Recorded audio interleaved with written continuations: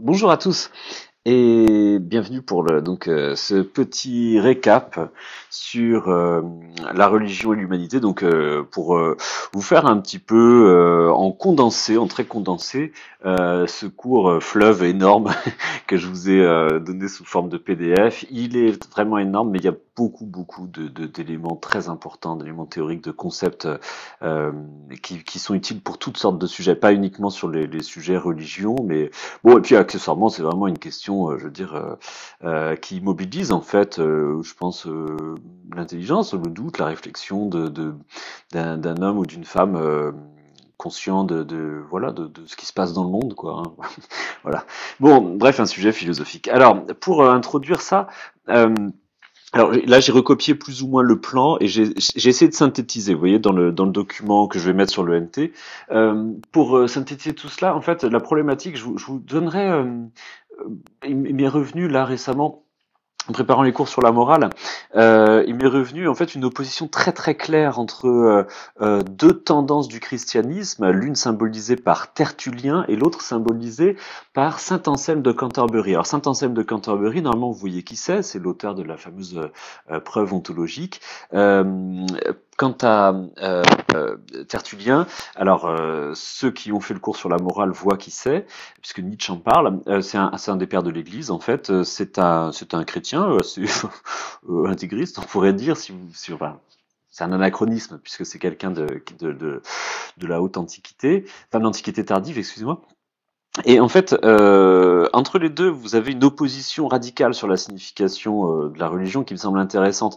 Tertullien s'interroge dans une de ses épîtres, je crois, sur le miracle de la résurrection du Christ, et il dit quelque chose, un argument qui est génial en un sens, pour dire comment on peut y croire, quoi. Un truc aussi dingue, un homme meurt, c'est le fils de Dieu, et puis alors il revient après, et finalement il est ressuscité. Et Tertullien dit mais ça doit être vrai, c'est forcément vrai parce que c'est impossible. C'est-à-dire que on doit le croire parce que c'est absurde, parce que les hommes n'auraient pas pu inventer un truc aussi délirant si c'était faux. Donc en fait, le fait que ce soit raconté dans les évangiles en soi seul prouve que cela doit être vrai parce que c'est trop absurde. Donc il faut y croire. Il faut y croire parce que c'est absurde. Alors cette formule a souvent été popularisée, attribuée d'ailleurs à tort à tout un tas d'auteurs qui n'y étaient pour rien. Credo qui a absurdum, je crois, parce que c'est absurde. Hein. Cette formule résume, vous voyez, une attitude envers la foi qui est clairement irrationaliste, hein, contraire à la raison.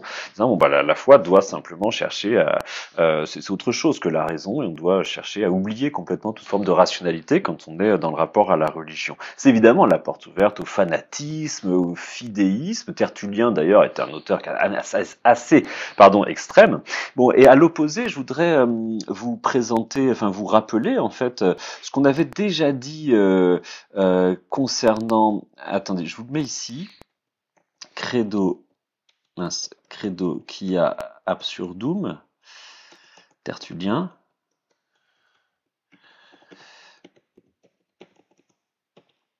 et de l'autre côté, Fides,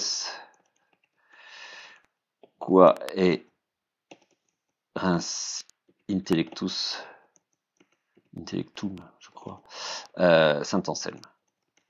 Donc de l'autre côté, Saint Anselme représente vraiment une attitude religieuse, en fait directement opposée, diamétralement opposée.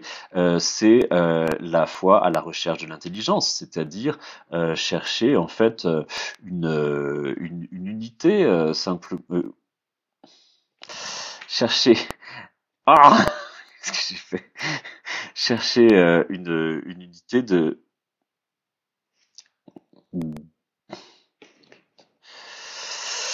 chercher, pardon, à réconcilier la foi et l'intelligence euh, avec justement la preuve ontologique hein, qui en est une tentative, quoi, une manière de chercher à réconcilier les deux. Hein. Donc l'intelligence, la foi, excusez-moi, à l'épreuve de l'intelligence.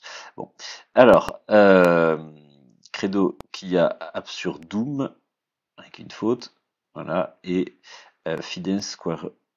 Fides quaerens intellectum.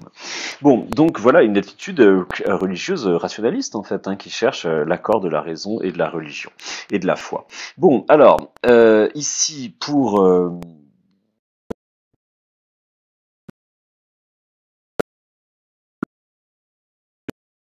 critique de la religion par la raison, c'est-à-dire en fait c'est la critique matérialiste de la religion, c'est quelque chose que l'on trouve partout, qu'on trouve chez une multitude d'auteurs, évidemment. Les premiers matérialistes que sont Épicure et Lucrèce, qui critique le pouvoir des prêtres, la peur de la mort, la peur des dieux, etc. C'est-à-dire, en fait, c'est toujours l'idée que la superstition est un moyen de dominer les hommes, et que la religion répand la superstition, répand la terreur religieuse et fanatique, et est responsable de tant de guerres, tant de violences, tant de destruction. On trouvera la même chose, plus ou moins chez Spinoza, avec cette différence que pour Spinoza, il y a tout de même la place pour une vraie religion, hein, mais une religion finalement qui est très rationnelle.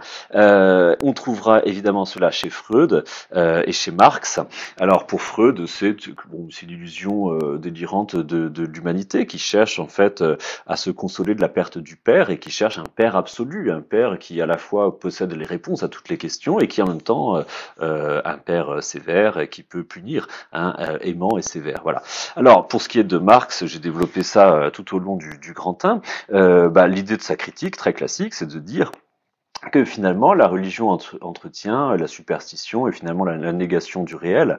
Hein. Je crois que j'ai indiqué dans le Grand 1 que quand même le point commun de toutes les religions, c'est la négation de la mort, c'est-à-dire expliquer que la mort n'est pas la mort, il n'y a pas de mort en fait. C'est-à-dire s'il y a une vie éternelle qui attend les hommes, que peu importe, que ce soit une vie de torture dans les enfers, que ce soit une vie de juste châtiment, que ce soit une vie de juste récompense, que ce soit n'importe, que ce soit la réincarnation sur Terre, que ce soit la réintégration au grand cycle de la nature, pour prendre une multitude d'exemples appartenant à une multitude de religions différentes, le point commun, c'est toujours que la mort n'est pas la mort. C'est la mort de la mort, hein, la religion. C'est-à-dire que, en fait, voilà, les choses ne s'arrêtent pas avec la mort du corps et dans une vie ultérieure, eh bien, quelque chose d'autre nous attend.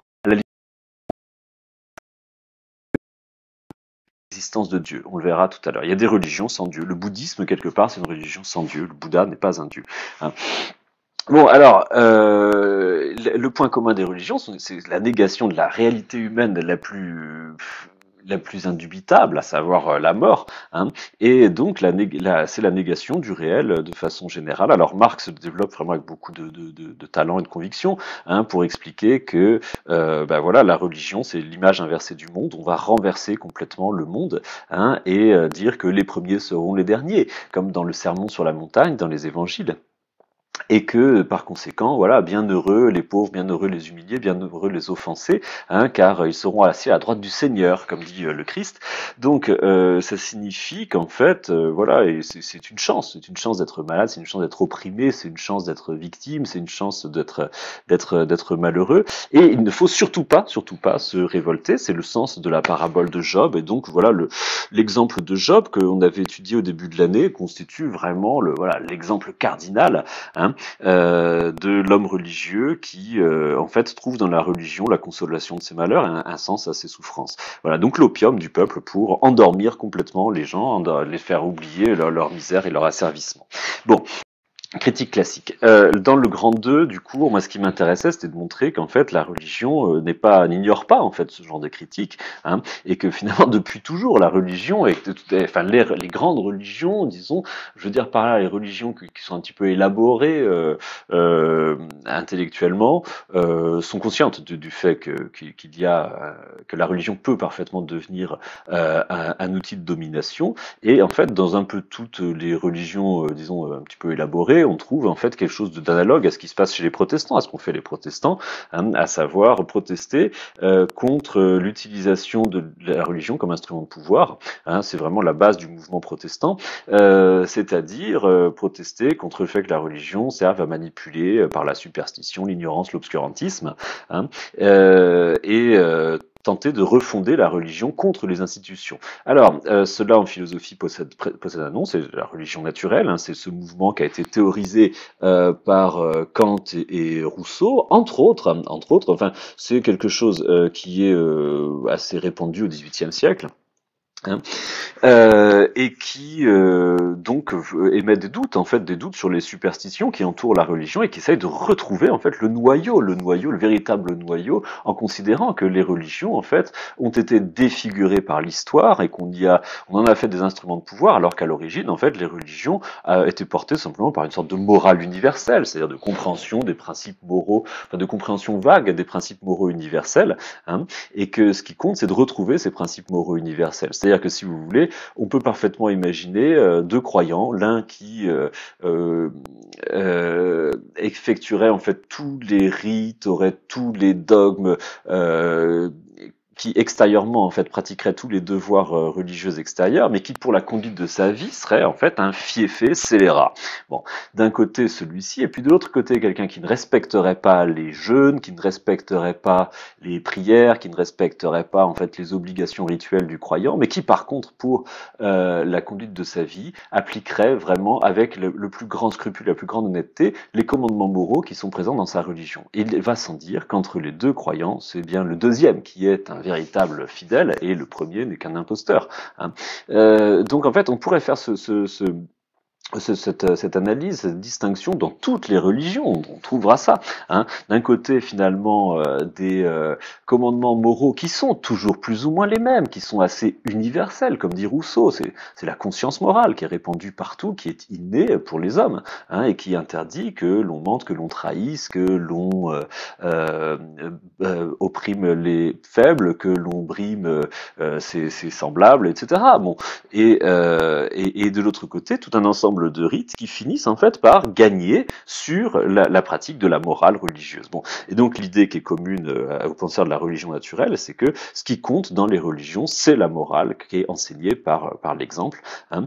Et pour vous donner un exemple extrêmement frappant, je trouve, de cette attitude, Kant, dans le livre qui s'appelle La religion dans les limites de la simple raison, 1794. 91, je sais plus. Kant écrit des choses absolument incroyables pour un chrétien. Il se revendique comme chrétien. Il estime que le christianisme est la religion qui a approché le plus de la religion naturelle, parce que c'est la religion qui insiste le plus sur la pureté des intentions morales, selon lui. Hein. Et bien pourtant, lui qui se dit chrétien, dit très clairement qu'à ses yeux, la question de savoir si Jésus-Christ a existé est une question sans aucun intérêt. Ça n'a aucun intérêt. Savoir si le Christ est Dieu, le Fils de Dieu, un symbole de Dieu. Enfin bref, en fait, les religions, les questions pour lesquelles, toutes les différentes écoles du christianisme se sont fâchées et battues depuis toujours. Cette question n'a aucun intérêt. La seule chose qui intéresse, c'est de pratiquer en fait les enseignements moraux qui sont présentés à travers toutes ces paraboles qui racontent la vie du Christ. Peut-être que le Christ n'a jamais existé, peut-être que c'est une fiction complète. L'intérêt, c'est que cette figure enseigne aux hommes des principes de sainteté. Voilà, c'est tout l'intérêt en fait. Donc il est intéressant aux yeux de Kant de lire les évangiles, mais non pas pour se persuader que le Christ a existé, mais pour apprendre de façon pratique en fait la morale à laquelle nous sommes tous tenus. Hein. Seulement c'est sans les concepts et sans l'impératif catégorique, mais simplement avec des images simples, des images fortes, des récits poignants. Voilà, c'est tout. Hein.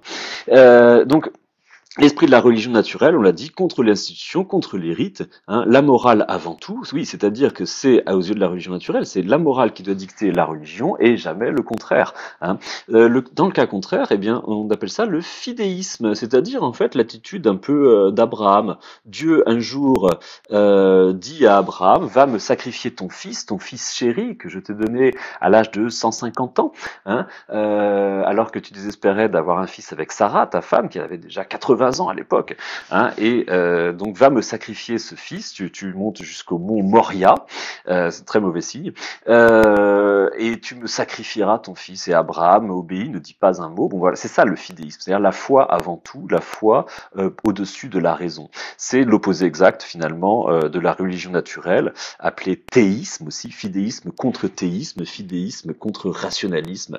On peut ici dire les deux, hein. Alors, dans ce cas, la question qui se pose, c'est mais est-ce que Dieu sert encore à quelque chose? Parce que, après tout, voyez ce que dit Kant, de toute façon, on ne peut pas prouver l'existence de Dieu, hein, Dieu, c'est seulement un espoir. Or, la morale, elle est fondée sur elle-même, c'est-à-dire que c'est pas parce que Dieu a dit qu'il ne fallait pas tuer à Moïse que il faut s'interdire d'aller égorger ses semblables, hein. C'est là une obligation qui est fondée en elle-même, qui est fondée sur elle-même, c'est-à-dire que le principe de la morale, c'est toujours l'autonomie, hein, l'autonomie du jugement. Donc, est-ce que en fait Dieu sert toujours à quelque chose dans cette histoire? Et ici, je crois que ce qui est intéressant avec Feuerbach, c'est de montrer comment on va progressivement faire disparaître l'idée de Dieu, hein. Alors, c'est le thème du grand 3. Alors, je ne vais pas beaucoup développer parce que c'est la partie la plus simple, hein. L'idée de Feuerbach, c'est que toutes les religions sont en fait anthropomorphiques, c'est simplement des projections de la nature humaine. Les hommes sont incapables de comprendre eux-mêmes leur propre essence, donc en fait, ils forgent une espèce de fiction, une espèce de créateur, en fait, qui est le double d'eux-mêmes, mais le double magnifié avec toutes les propriétés de l'humanité, mais poussées à l'extrême, poussées à l'infini. Donc en fait, les religions, c'est simplement sont toujours un discours pour parler de l'humanité elle-même. Le fond des religions, c'est toujours la société, hein, dans de quels sont nés. C'est-à-dire qu'en fait, la théologie a un seul objet, c'est l'homme et c'est la société. Si vous voulez comprendre un peuple, il faut lire sa théologie. Si vous voulez comprendre la mentalité des Grecs, il faut lire leur mythologie. Et c'est comme ça qu'on comprend comment fonctionnaient les Grecs. Parce que, en fait, les dieux grecs ne sont rien d'autre que le décalque des hommes grecs, des hommes et des femmes grecs, hein. Et c'est pour ça que toutes les sociétés ont des dieux qui leur ressemblent comme de gouttes d'eau. Les dieux vikings passent leur vie à se bagarrer, à faire la guerre, à festoyer, à boire et à coucher, hein. C'est le programme au Valhalla. Bon, en fait, ce sont les idéaux du guerrier, quoi, de l'homme accompli dans cette société. Les dieux grecs sont des dieux esthètes, des dieux volages. Ce sont en fait les décalques des valeurs de l'homme grec en général, hein. Le dieu des encyclopédistes au XVIIIe siècle, c'est un grand savant, un grand horloger, un grand architecte de l'univers, c'est-à-dire qu'en fait ce sont les valeurs portées par le siècle des Lumières, etc., etc. Donc en fait, Dieu, c'est jamais rien d'autre que la projection de l'homme à un moment donné. Bon, alors ce moment me semble très intéressant, surtout dans la perspective du grand 4, Auguste Comte, refonder la religion fondamentale d'Auguste Comte, si vous voulez, c'est que toutes les conceptions humaines passent par 3 états, hein, qui sont l'état théologique, l'état métaphysique et l'état positif ou scientifique. C'est-à-dire qu'à l'origine, les êtres humains sont incapables d'expliquer ce qui les entoure, donc ils imaginent qu'il y a quelque chose comme eux qui explique la nature. Donc en fait des dieux, quoi, qui sont derrière la nature, ou des esprits, ou des fétiches qui sont derrière la nature. Et puis progressivement, en fait, donc ça c'est l'étape théologique. On imagine des dieux qui sont responsables de tout ce qui se passe, hein, qui ont une volonté un peu comme la nôtre. Donc là, c'est vraiment ce que dit Feuerbach, c'est la projection de l'homme sur la nature, hein.